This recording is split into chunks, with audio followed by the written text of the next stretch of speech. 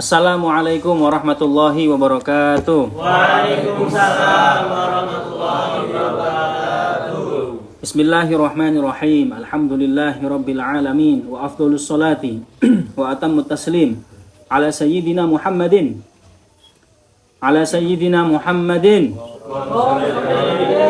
fakhril anbiya'i wal mursalin wa ala alihi wa sahbihi ajma'in. Allahumma 'allimna ma yanfa'una wanfa'na bima 'allamtana wa zidna ilman wa amalan salihan maqbulan wa alhiqna bi'ibadika salihin amin ya rabbal alamin.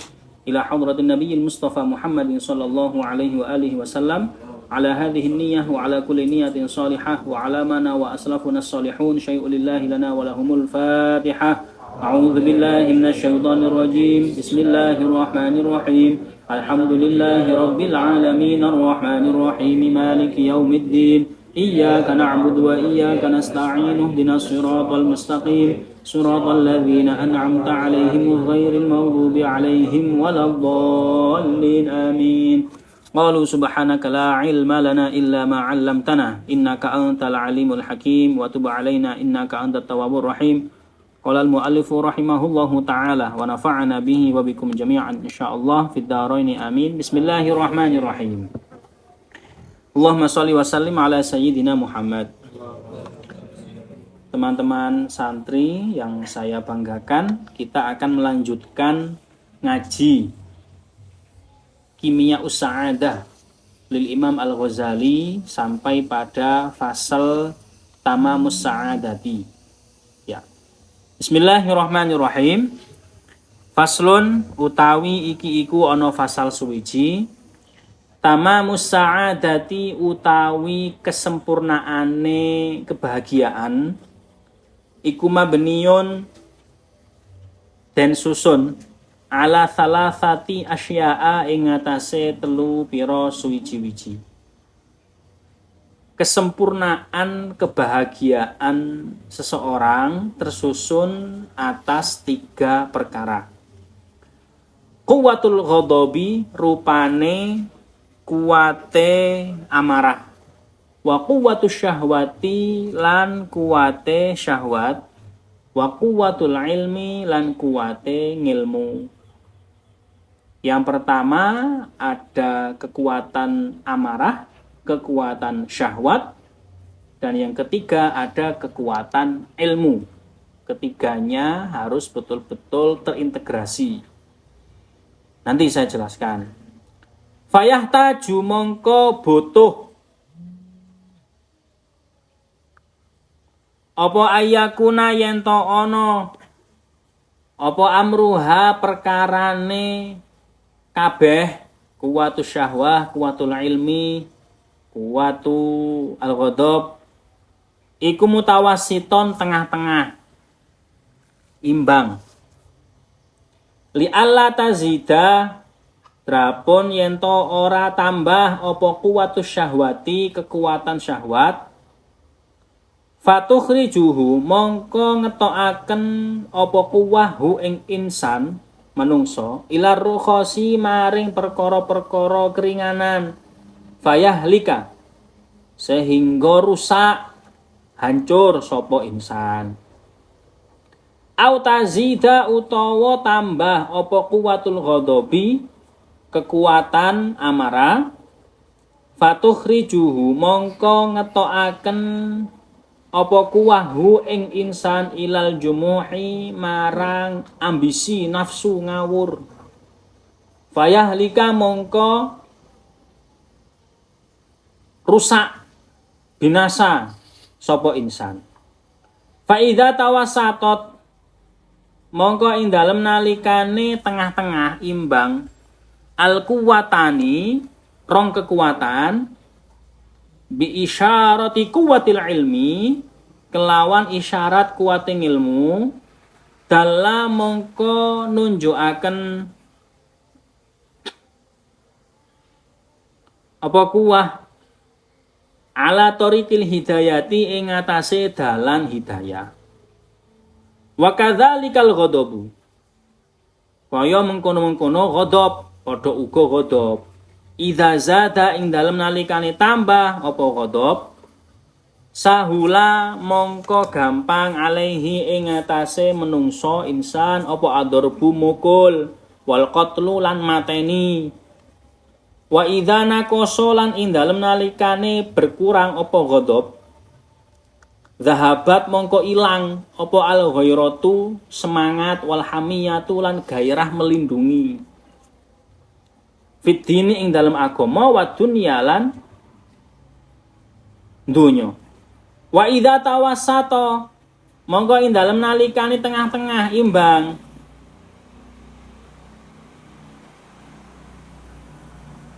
apa kuah kana mongko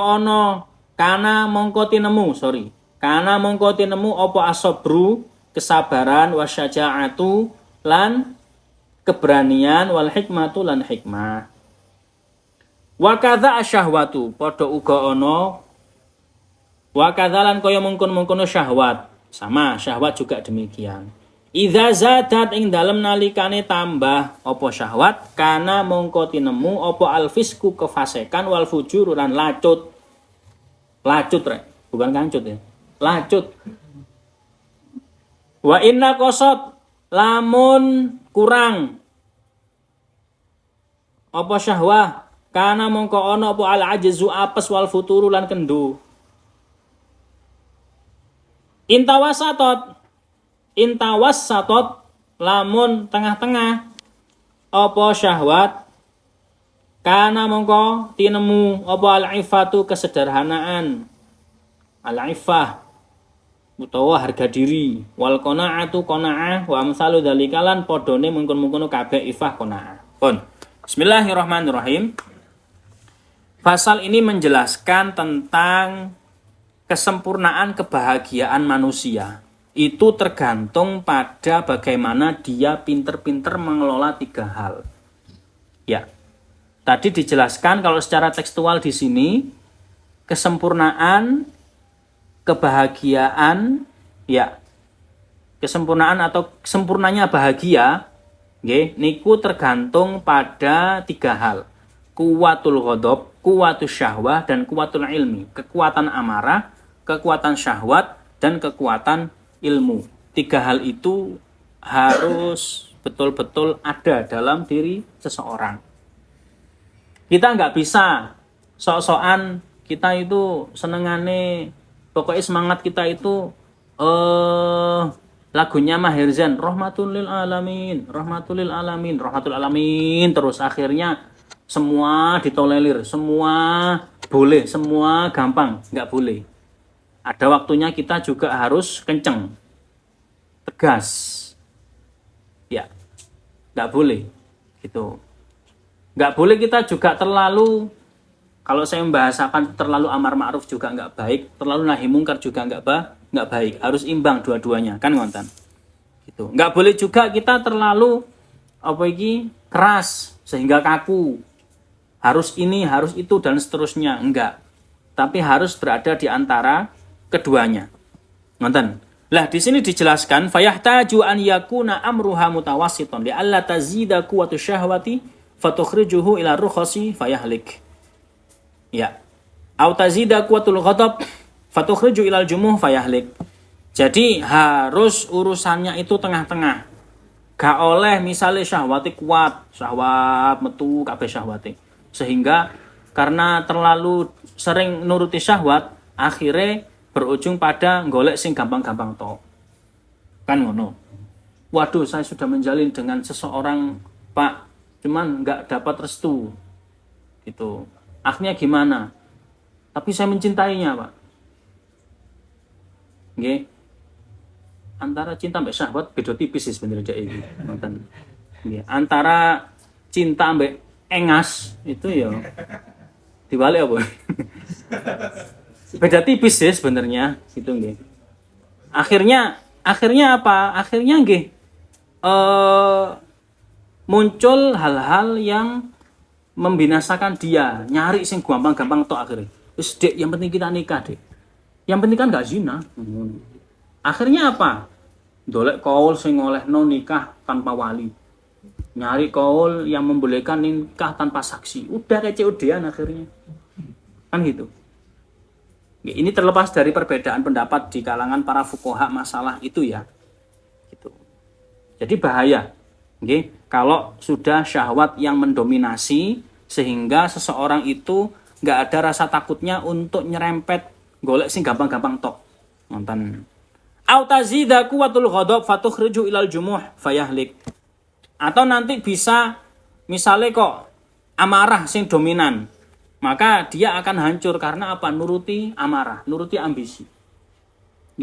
Rasulullah Shallallahu Alaihi Wasallam kalau dimintai sahabat-sahabatnya untuk mendoakan atau wasiat, niku lihat-lihat sahabatnya. Ada yang dinasehati niki birrul walidain. Birrul walidain itu berarti berbakti kepada kedua orang tua. Diamati, oh iki rajin masjid, soalnya menghindari mae omongnya akeh. Gitu. Berarti kamu kudu birrul walidain. Kan gitu.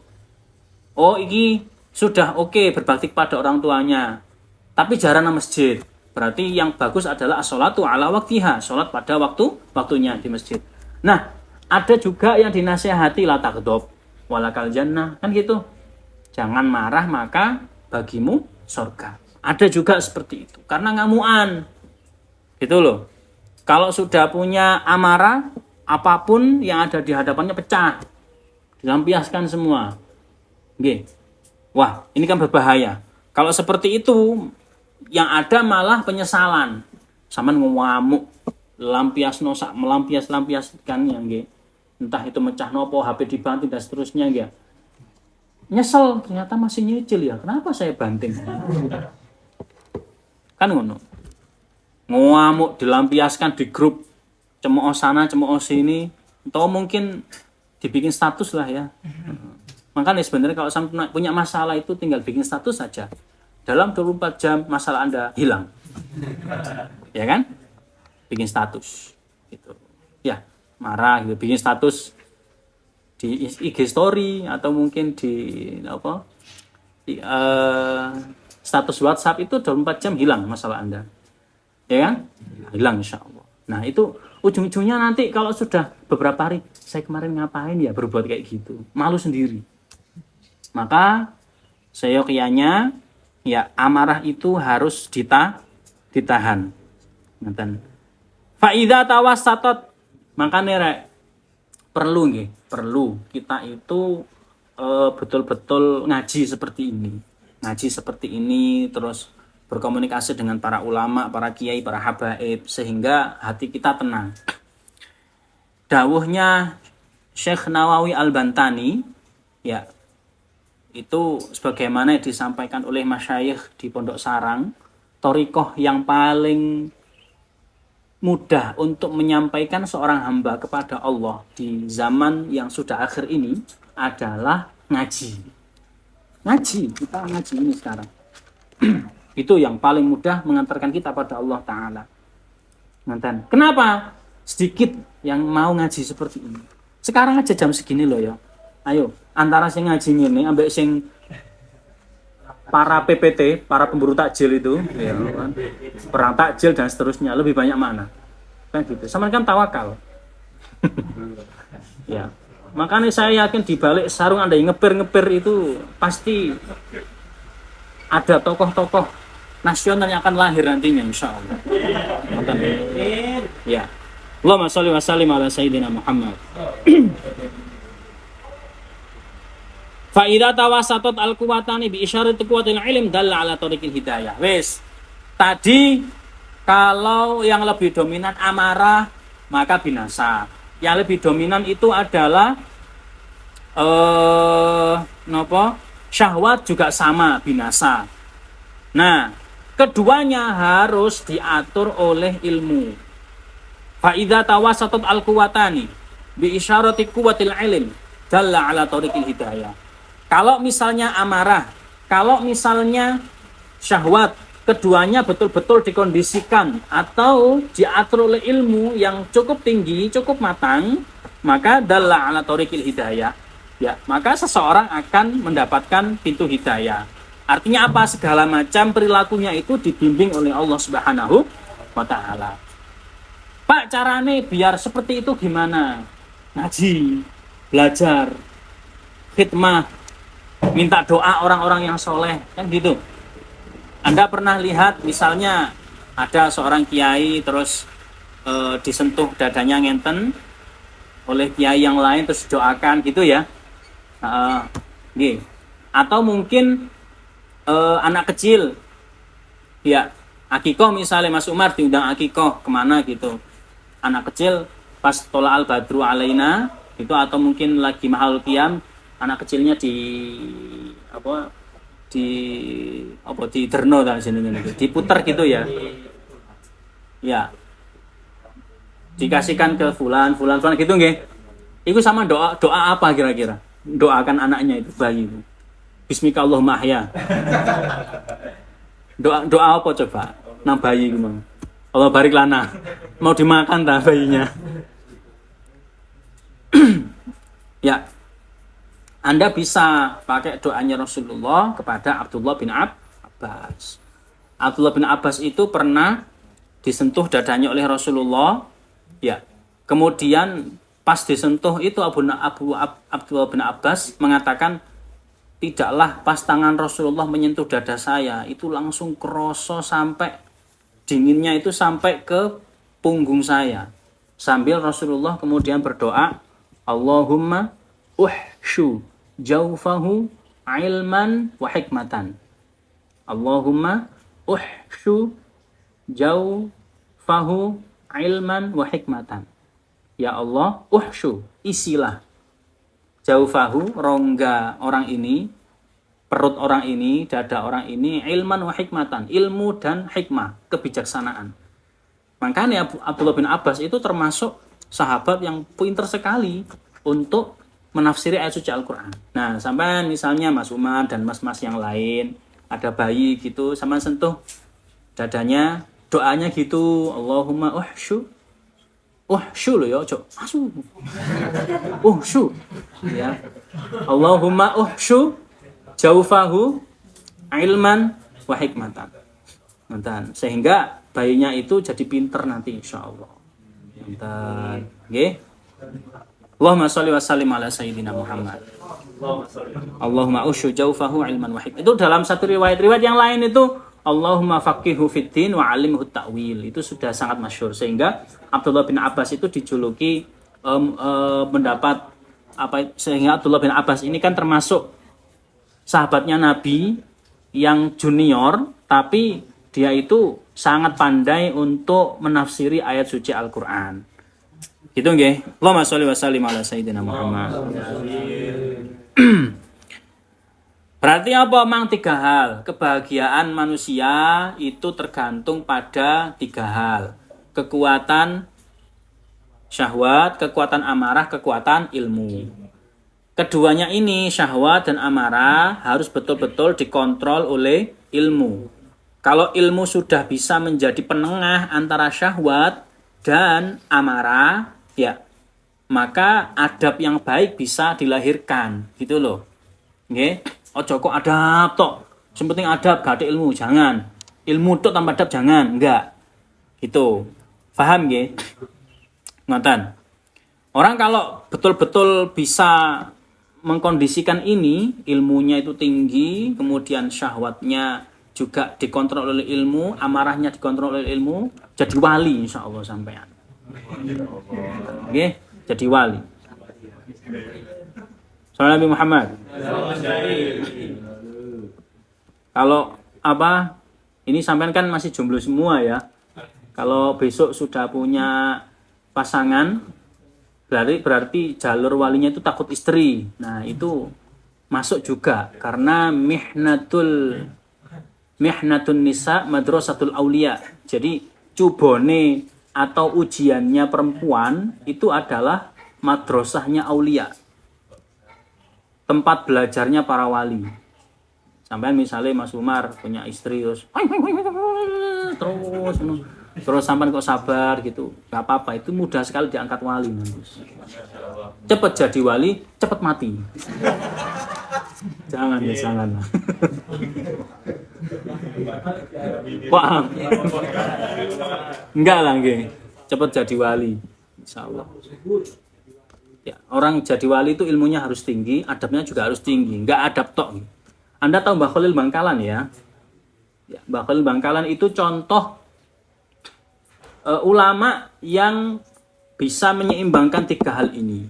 Kuwatul ghadabnya, beliau nggak marah kecuali karena hal-hal yang melanggar syariat, gitu nggih.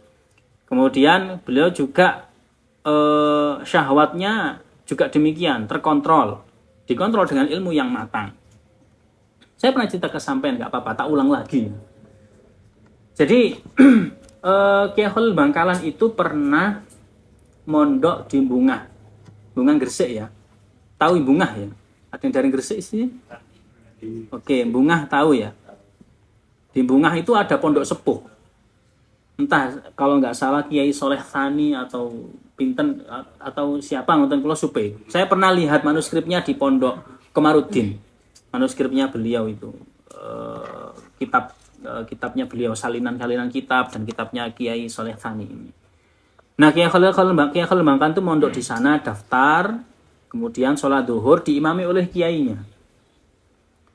Kiainya niku zuhur yang ngimami, di situ banyak santri, Soleh Khalil Bangkalan berada di belakang. Berada di belakang ini kan yo wis umume santri di zaman itu yo senangannya soft belakang gitu loh. Nggih. Wis. Tengah-tengah sholat tertawa terbahak-bahak. WK. Ya. Tertawa terbahak-bahak, ngguyuk kekel gitu lah. Semua yang ada di situ tentu kaget, ini siapa yang ketawa kayak gini? Siapa yang ketawa kayak gini? Pokoknya saya sendiri mungkin pas pada saat itu ada kiai terus susu tiba-tiba ketawa. Wah, kayak gitu-gitu kan nggak pantas ya. Setelah sholat rame-rame banyak pengurus yang mau mengadili. Oleh kiainya nggak boleh, jangan dulu. Kita tanya dulu ya, kenapa kok ketawa. Jadi main hakim sendiri itu nggak boleh. Nggak boleh. Gitu. Main hakim sendiri itu nggak boleh. Nanti bisa bahaya kalau main hakim sendiri niku. Dipanggil oleh kiai ke rumahnya, kemudian ditanya, kamu kenapa tadi kok ketawa? Oh sebelumnya kamu dari mana? Bangkalan. Biasanya gitu ya kalau ngomong itu ya, Bangkalan ya.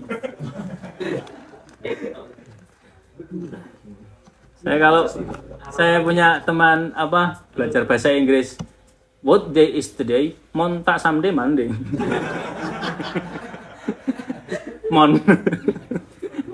Montak Sunday Monday. Ya betul sih ya. Dari mana kamu? Bangkalan ya. Baru daftar. Iya. Kamu kenapa tadi kok ketawa? Mau nahan ketawa gitu kan. Saya tadi itu ketawa. Mohon maaf ya, saya nggak bisa menahan. Masa lihat Anda ngimami itu loh, nggak pakai peci, tapi pakai wakulnya nasi. Ngimami itu pakai wakul nasi. Mungkin kalau sekarang magicom itu dibuat peci gitu. Gitu. Makanya saya ketawa ya, saya mohon maaf ya ini. Akhirnya ya Inar mikir, iya saya tadi sholat itu nggak khusyuk karena lapar. Mikir makanan gitu loh. Karena pagi belum sarapan, inget istrinya itu lagi masak, gitu. Sehingga pas sholat itu inget makan. Makanya Khalil Bangkalan yang remaja itu kan ya memang sudah dikasyaf oleh Allah Ta'ala, termasuk punya kelebihan. Oh, kayak ternyata yainya nggak khusyuk sholatnya karena dia kopiahan pakai peci, pakai wakulnya nasi.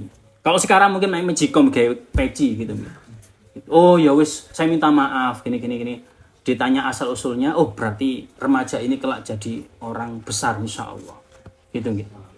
Sallallahu Nabi Muhammad. Jadi jangan ditiru ya. Kok Gus Rifki ngimami terus ketawa sendiri. Apa Dit? Saya lihat jenengan kopian sempak. Ojo Dit. Ojo. Oh iya, saya tadi tuh jemur pakaian lupa, tadi wali. Enggak, jangan ditiru ya, jangan ditiru. Itu enggak bisa ditiru yang seperti itu. Makanya pertemuan sebelumnya kita pernah membahas ya. Orang itu enggak mungkin kita punya watak damai terus itu nggak mungkin. Jadi sesekali ada berongkal itu juga harus ada, berontak itu juga harus ada gitu loh. Nggih, sehingga imbang gitu ya. Kalau dalam ilmu parenting anak-anak kecil gitu, misalnya anak usia 4 tahun, 3 tahun diganggu temannya gitu ya. Ojo kok ngalah utawa kok diem, ya saya minta maaf. Enggak, justru orang tua harus ngomong loh. Kamu harus ngomong, kamu salah, kamu harus minta maaf, kamu harus marah. Jadi biar ada penyeimbang, yin and yang gitu ya. Kuhu panda gitu ya. Jadi kudu ya sesekali ku ya ono apa? Ada jiwa berontaknya, sesekali juga ada jiwa kasih sayangnya, ngono lho. Nggih. Makanya dalam Ihya itu dijelaskan kama anna hunaka al-hubbu fillah hunaka aidon al-bughdu fillah. Sebagaimana di sana itu ada cinta karena Allah, benci karena Allah juga ada. Ya, ngamuk karena Allah juga harus ada. Benci itu juga harus ada. Ora kok rahmatul alamin tok akhirnya lembek, enggak ada benci-bencinya sama sekali sama maksiat. Gitu. Iku ada kemaksiatan, merajalela di sana. Oh, enggak, itu mungkin istrinya. Ya gak masuk istrinya gak gitu juga, keles pinggir dalan ngono lho. Kan ngono. Masa suami istri kok pinggir dalan koyo ngono? Kan ngono. Ya justru kalau suami istri ya wis malah biasa aja. Ya. Malah mungkin singkur-singkuran. Ya, maka al-hubbu fillah harus ada, al-bughdu fillah juga harus ada. Allahumma sholli ala sayyidina Muhammad. Termasuk pendidikan yang saya untuk meredam syahwat, ghadab ini adalah puasa. Nggih, puasa. Nonton. Ada beberapa orang ahli tindak kriminal itu, Rek. Saya itu malam-malam ya maling, nggak tidur, digebukin massa, kuat. Masuk penjara, kuat. Tapi disuruh puasa nggak kuat. Lapar, aduh lapar gitu. Ya. Karena ya puasa mendidik kita agar senantiasa menjaga makan, menjaga amarah, menjaga segala hal yang membatalkan puasa dan pahala puasa itu sendiri. Ngono lho. Makanya sampean semua teman-teman, para penghafal Al-Qur'an insyaallah. Ada yang nanti ahli Al-Qur'an, ada yang nanti jangan jadi ahli kitab ya, ahli kitab Israel. Ada yang mungkin ahli nopo ceramah, ada yang ahli-ahli yang lain gitu, ahli dagang dan seterusnya. Gitu nggih. Sampean kudu betul-betul harus betul-betul bisa menyeimbangkan nggih antara belajar dan khidmah. Allahumma sholli wa sallim ala sayyidina Muhammad. Pun. Endi mau? Oh iki mau. Wa kadzalika al-ghadab idza zada sahula alaihi darbu wal qatl. Sama halnya amarah. Orang gampang ngamuk. Akhirnya apa? Gampang mukul, gampang mateni. Ya. Ada di Madura senggol dikit langsung tak caro karo aku. Dikandani ka ngantul lari iki. Lambe ini kata sekolah. Akhirnya kan para mat-mat itu kan ini amarah. Ya amarah. Itu loh. Bahaya sekali. Ya bukan hanya di mana tempat ya, enggak hanya ini bukan masalah suku ras atau agama nggih mboten. Ya, setiap orang kalau memang tidak bisa menjaga amarahnya, ujung-ujungnya penyesalan. Nggih, penyesalan.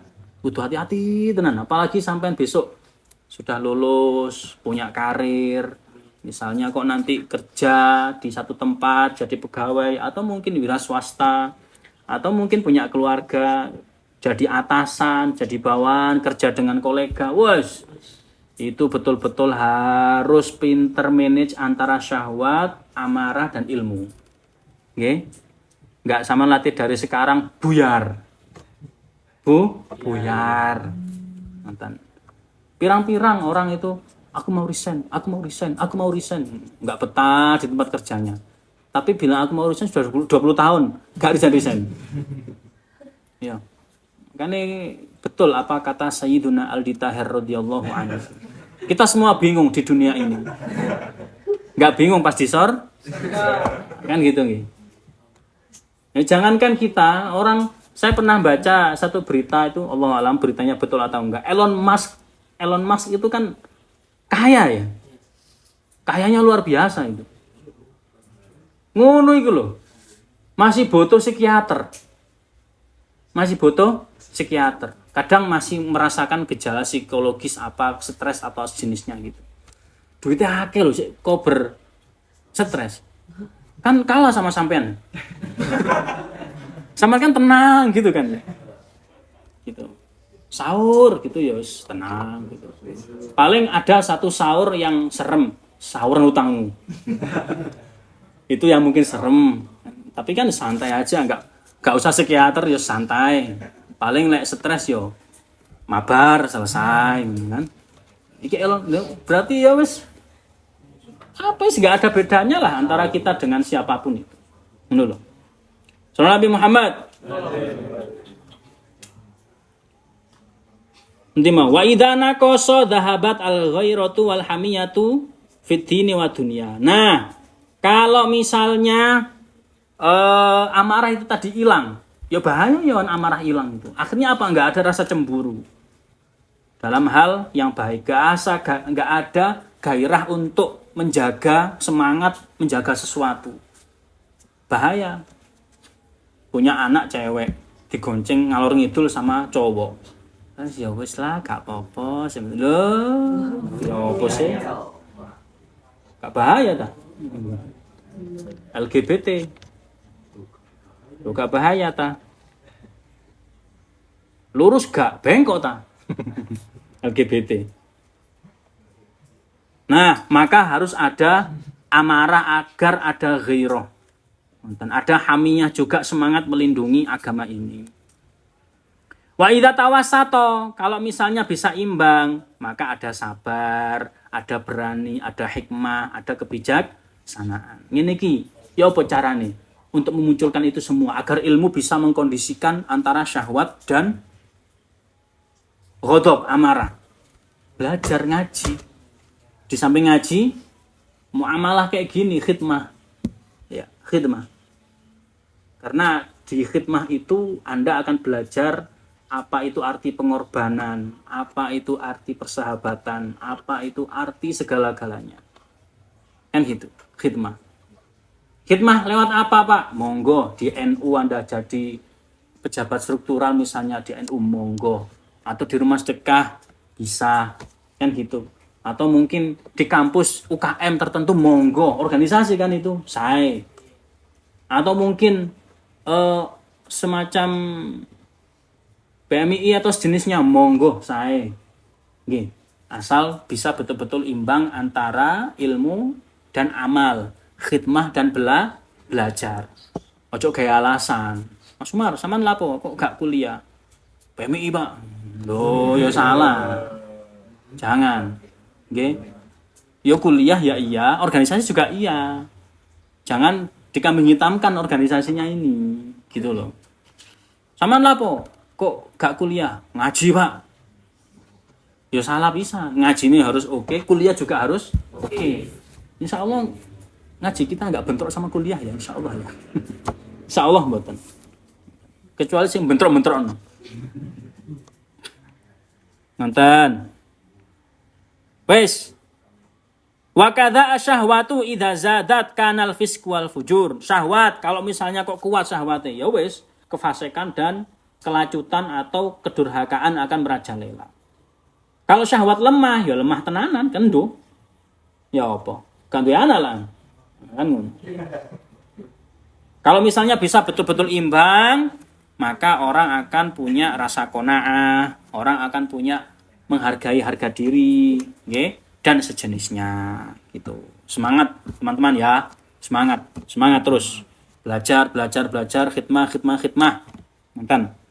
Kalau keduanya bisa diseimbangkan, insya Allah Anda menjadi orang yang bermanfaat dunia akhirat, insya Allah. Gitu nggih. Banyak cerita-cerita itu, banyak sekali. Contoh saya misalnya dulu zaman di pondok, orang-orang yang jauh lebih berilmu, jauh lebih napa niki jenenge ojo nggawe contoh aku lah kok koyo aku keren ngono enggak wis ada orang lain misalnya ya misal saya mencontohkan kiai saya pun Kiai Mas Bukin Fakih di Suci Gresik ya beliau ahli ilmu yo ngaji yo belajar juga ahli khidmah kadang juga bantu di dalam untuk nopo khidmah ke Yadullah Fakih Langitan Pondok Langitan tahu ya oke. Pernah juga beliau di Gontor, tapi sebentar. Beliau cerita banyak yang lebih pintar dari saya. Banyak yang lebih berpengaruh dari saya. Tapi dari segi kebermanfaatan kalau dilihat sekarang. Yang satu lebih pintar, daftar jadi PNS gitu aja, ASN, P3K selesai. Ya selesai di situ. Pokoknya jam 8 sampai jam 3 masuk kantor, pulang, ya udah selesai gitu aja. Jadi segitu-gitu aja, tetap jadi PNS selesai. Tapi yang satunya, kemanfaatannya luar biasa.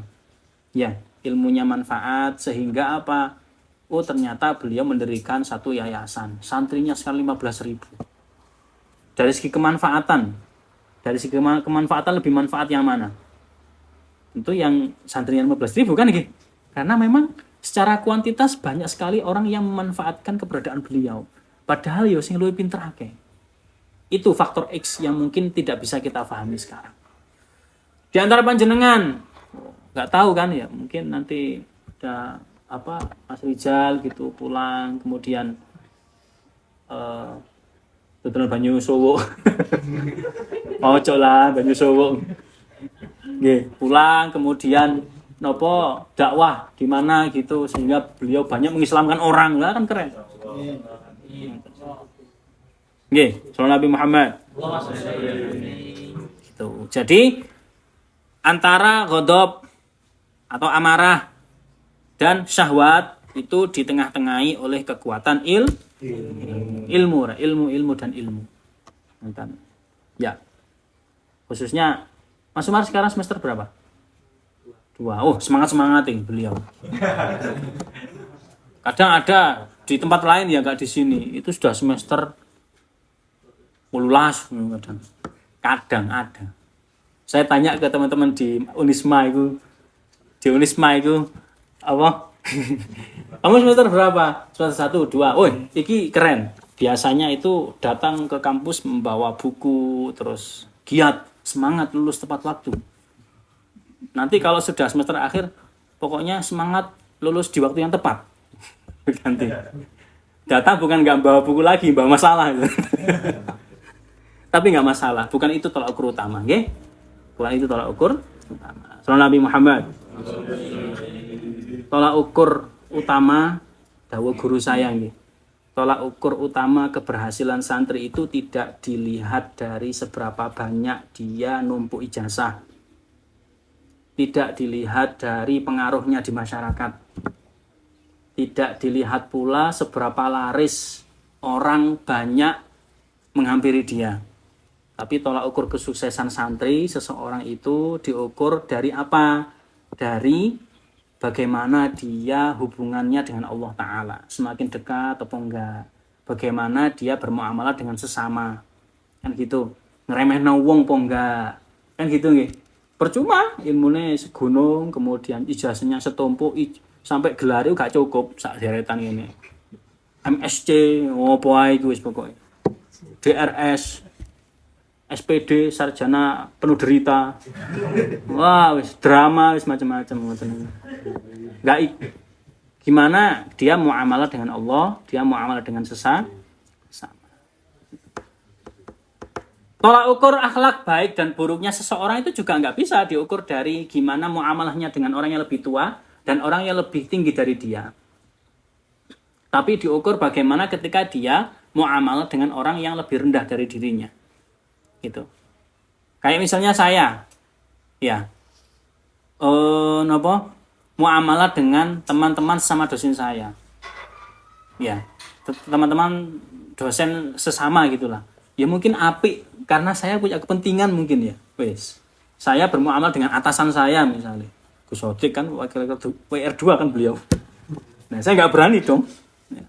Wajar kalau saya sopan kan nggak berani, kan atasan kan gitu. Tapi kalau saya muamalah dengan yang lebih muda atau mungkin yang lebih ini kita nggak ada status sosial nggih.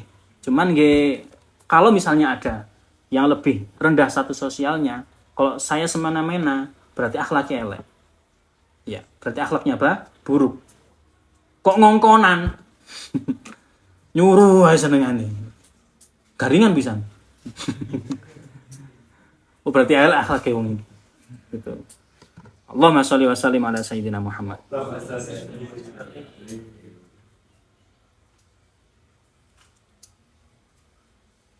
Termasuk saya yang paling kagum muamalahnya dengan sesama manusia meskipun sebatas cerita, Ki Abdul Hamid Pasuruan. Ya, Mbah Hamid Pasuruan itu luar biasa. Teman satu kelas satu kamar kali kula Gus Aziz bin Ki Idris Hamid ya. Itu pernah saya pernah satu kamar sama beliau, saya pernah satu kelas, kadang ya sharing-sharing gitu kadang. Ki Hamid Pasuruan itu kalau dengan siapapun, bahkan dengan hewan, sangat lembut sekali. Dengan anak kecil boso. Dengan anak kecil itu pakai bahasa kerama. Ya, beliau berusaha untuk menghargai dan menghormati siapapun tanpa pandang bulu. Gitu. Orang kok ambil pejabat, nggih, enggak. Tapi ambil arek cilik, rono. Enggak.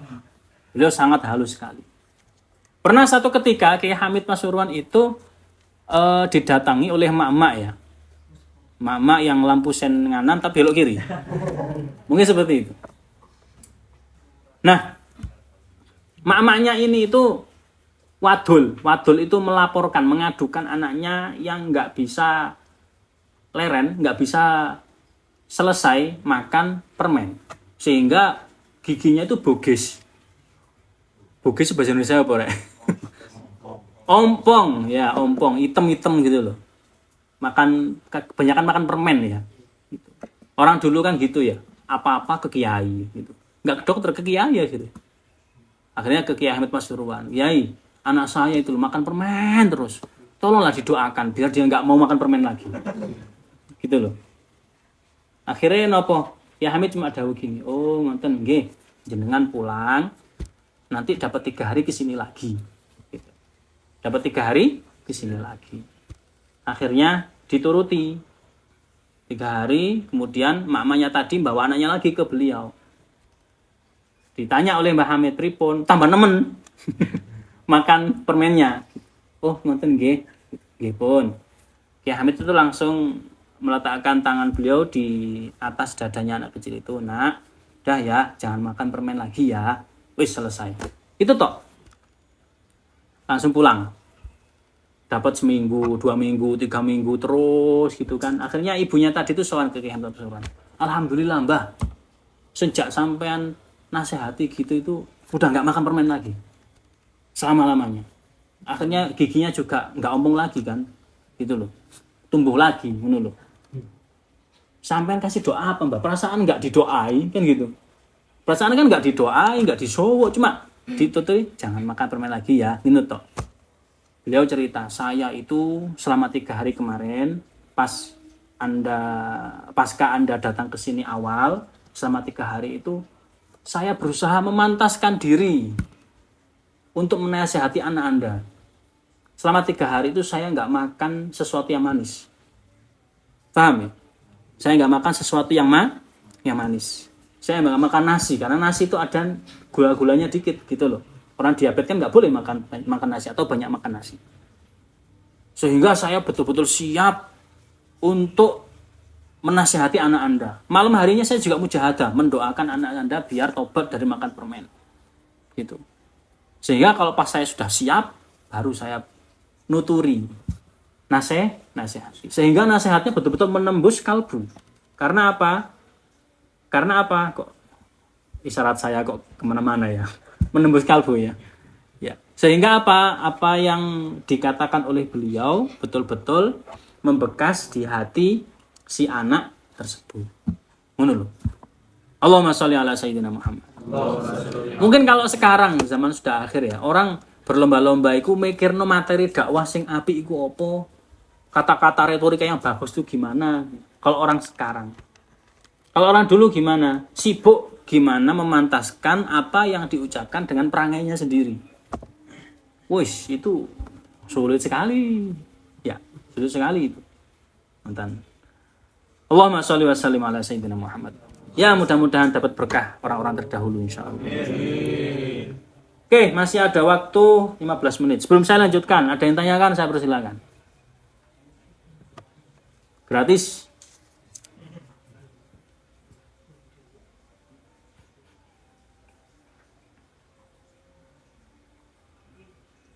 Nggak ada, saya lanjut. Oh, nggak, silakan.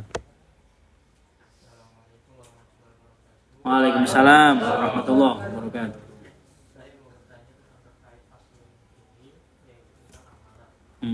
Di sosial media sekarang ini banyak sekali yang tergantung pada sosial media berbicara tentang masalah agama yang selain seberang dari kita ini kan NU yang sewajar. Di luar sana ada yang manhajnya salaf yang mana dakwahnya itu banyak ke sosial media yang mereka merasa benar tentang apa yang mereka sampaikan sehingga mereka menyalahkan dari mereka sebelah kayak menyalahkan dari kita tanya itu kita tentang dakwahnya dan sebagainya. Ya. Itu termasuk dalam pasal ini apakah ini kan ada 3 nih, apakah kurang dari ilmunya atau yang lain sebagainya. Orang-orang yang Tadi kan yang dijelaskan kan yang kedua ini dilengkapi dengan ilmu. Apakah ini yang di seberang sana ini kurang ilmu? Waalaikumsalam warahmatullahi wabarakatuh. Ini kalau ditanya singkat itu saya bisa jawab singkat juga. Ya enggak tahu kok tanya saya. Sana kan kurang apa enggak? Enggak nggih, guyon ya. Enggak, bukan. Jadi gini nggih, teman-teman nggih. Ya, fenomena media sosial itu luar biasa pokoknya. Luar biasa. Maka kita harus betul-betul bisa mengamalkan hadisnya Rasulullah, kafa bil mar'i kadziban an yuhadditsa bi kulli ma sami'a. Cukup dikatakan pendusta orang yang mewartakan, membicarakan, membahas gitu ya. Semua yang dia dengar. Semua yang didengar dibahas, semua yang didengar diwartakan, semua yang didengar pasti dibahas, dibicarakan. Padahal belum tentu betul. Gitu ya. Makanya sebelum sharing itu penting sekali. Kita harus hati-hati. Nggih, harus hati-hati. Niku, itu yang harus betul-betul kita perhatikan. Dan ini belum menjawab pertanyaannya Mas Umam tadi. Nonton. Jadi orang yang berbeda pendapat dengan kita, ya, niku sah-sah saja asal punya landasan yang kuat, gitu nggih. Kalau landasannya dia itu kuat dan bisa dipertanggungjawabkan secara ilmiah, nggih monggo, silahkan Anda berpendapat di luar pendapat saya.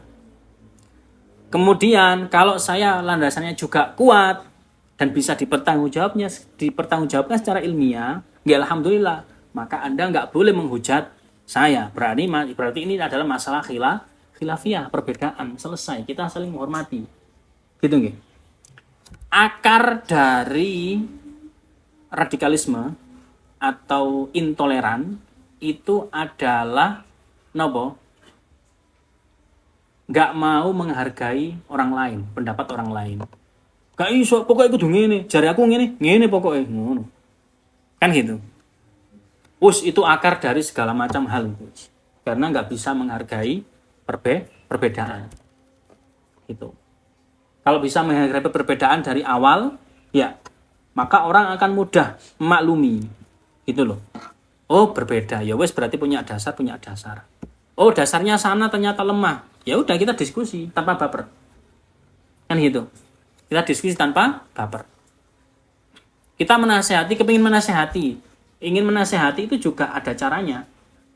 Ya, ada caranya. Kalau misalnya nasihat itu kok Anda melihat, oh potensinya ini kecil untuk diterima. Ya ojo, mending jangan diteruskan. Buang-buang waktu. Anda melihat, oh potensinya bisa diterima insya Allah. Ya sudah, kita nggak apa-apa. Bismillah, nasihati aja. Dan nasihatnya jangan di depan orang banyak. Mungkin malu. Ya, mantan. Saya pribadi niku teman-teman, ini masalah nasihat nggih. Pernah di kelas gitu kan. Di Unisma itu kan ada SOP berpakaian ya. Harus syar'i gitu nggih. Gitu. Ada mbak-mbak itu udah kayak pakai baju renang syar'i.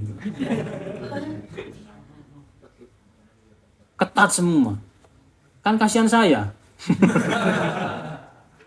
Gitu loh. Nggih. Wes. Nah, saya kalau misalnya saya itu memang punya hikmah, punya kebijaksanaan, saya tahu kapan harus mengatakan yang benar dengan cara yang benar, bukan dengan cara yang salah, kan gitu. Kalau saya misalnya banyak orang, Mbak, kamu itu besok lagi tuh jangan pakai pakaian kayak gini, nyahwati. Di depan banyak teman-temannya, kan malu akhirnya kan ini. Malu, kemudian bapak ini meneh gak usah melok mata kuliah bapak ini lagi wes gitu akhirnya. Itu berarti saya oke, perkataannya benar, tapi diucapkan pada saat yang kurang tepat. Jadi salah akhirnya. Nggih. Caranya juga harus benar. Caranya ya opo? Ya udah pulang semuanya, sudah pulang, tinggal mbaknya sama temannya gitu, jangan berduaan ya. Mbaknya sama temannya, sampean sama Mbak, kancanono Mbak iki, tak kasih tahu ya. Gini, esok beberapa kali sini. Oh iya Pak, dia nggak merasa dipermalukan kalau seperti itu, kan gitu. Paham ya? Nah, itu harus betul-betul penuh hikmah memang. Muamalah dengan orang itu luar biasa. Nah, untuk yang tadi niku, apakah kurang ilmu atau sejenisnya?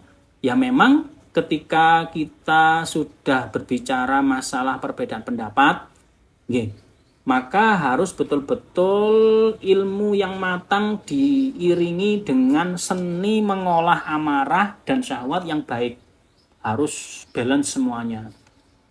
Kalau balance, orang nggak gampang blunder. Ya, nggak gampang blunder. Kalau balance. Kalau nggak balance, blunder tok di sini pokoknya. Mantan. Susah-susah gampang, Rek. Sama bisa memahami sendiri. Oke. Anda bisa memahami sendiri. Makanya setiap selesai sholat sampai itu dianjurkan baca Allahumma a'inna ala dzikrika wa syukrika wa husni ibadah. Ya Allah, tolong saya dalam rangka apa? Zikir. Dalam rangka apa? Mengingat Engkau, bersyukur kepada Engkau, dan bermuamalah beribadah yang baik. Tolong saya nggak bisa apa-apa. Gitu nih. Ada faktor X, yaitu Allah Subhanahu wa taala semua yang mempengaruhi kita semua. Gitu. Maka memang hal-hal seperti itu, berbeda pendapat di dalam media sosial gitu. Ya ilmu yang kurang matang sehingga tidak bisa mengkontrol antara syahwat dan amarah itu sendiri. Sehingga terjadi hal-hal yang tidak kita inginkan. Nonton. Tawakal. Saya ingin cerita. Guru saya itu Syekh Muhammad Hasan Hito Al-Jilani, Al-Hasani. Dia termasuk keturunannya Syekh Abdul Qadir Al-Jilani. Alim, ahli usul fikih, sekarang nulis Al-Mawsu'ah Al-Fiqhiyah Limadhabil Imam Asy-Syafi'i 170 jilid. Satu jilidnya segini, Rek.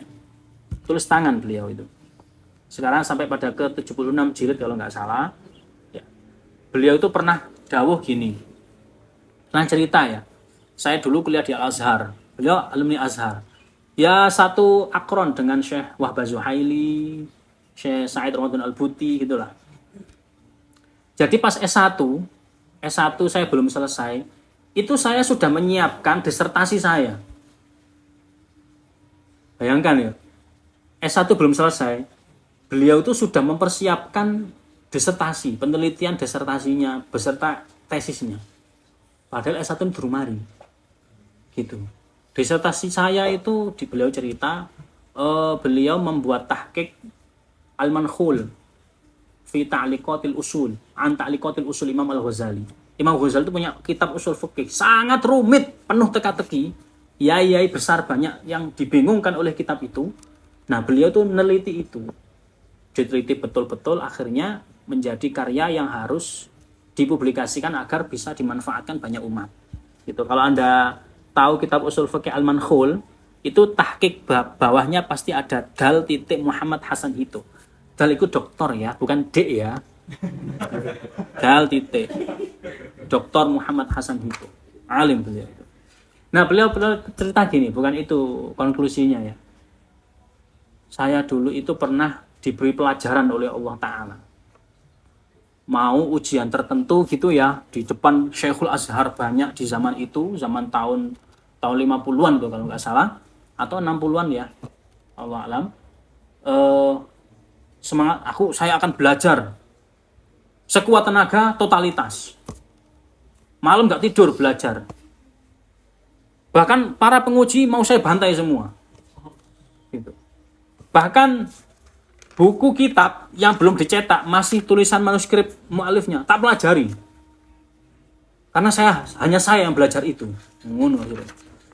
Pokoknya nanti akan saya bantai semua. Pokoknya saya pede sekali, luar biasa. Ya. Pas nyampe di lokasi, di ruangan, hilang semua yang dipelajari. Hilang, total hilang, lupa, hilang. Malah getar gini, gemeteran gini, grogi dan seterusnya, hilang semua. Gitu. Tapi para masyayikh akhirnya tetap memutuskan lulus, karena mereka tahu kalau beliau alim, tapi cuma karena grogi atau hal yang lain. Gitu. Ditanya, kamu kenapa kok nggak kayak biasanya? Oh iya, saya lupa bilang insya Allah. Saya lupa tawakal. Bismillah, tawakal ala Allah insya Allah. Ya, kita sudah berupaya. Tapi kita bukan siapa-siapa, nanti yang menentukan adalah Allah Subhanahu wa Ta'ala. Gitu loh. Jadi lupa insya Allah, lupa gini-gini. Menggantungkan harapan kita kepada Allah Subhanahu wa Ta'ala. Insya Allah. Soal Nabi Muhammad. Wes, sak fasta lumayan suwe gitu kan. Kekuatan ghadab, kekuatan syahwat harus ditengah-tengahi, dikuatkan oleh kekuatan ilmu. Dua-duanya harus dikendalikan ilmu. Tentang.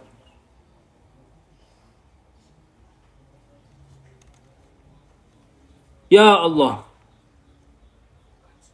Lanjut, napa sampun niki? Sampun ya? Sudah ya? Nggih, pun. Mudah-mudahan ada guna dan manfaatnya apa yang kita pelajari hari ini. Kurang lebihnya mohon maaf. Mudah-mudahan selama bulan Ramadan kita diberi kekuatan oleh Allah Ta'ala sehingga bisa betul-betul memanfaatkan bulan Ramadan ini sebagai sarana untuk meningkatkan kualitas ibadah kita, insya Allah, sehingga kita dimuliakan dengan malam Lailatul Qadar, insya Allah. Dapat Lailatul Qadar, nggak dapat Lailatul Qadar dapat Laila. Bu anak sopo. Bismillahirrahmanirrahim. Subhanakallahumma wa bihamdika asyhadu an la ilaha illa anta astaghfiruka wa atubu ilaik. Subhana rabbika rabbil izzati amma yasifun wa salamun alal mursalin walhamdulillahi rabbil alamin. Wassalamualaikum warahmatullahi wabarakatuh. Waalaikumsalam warahmatullahi wabarakatuh.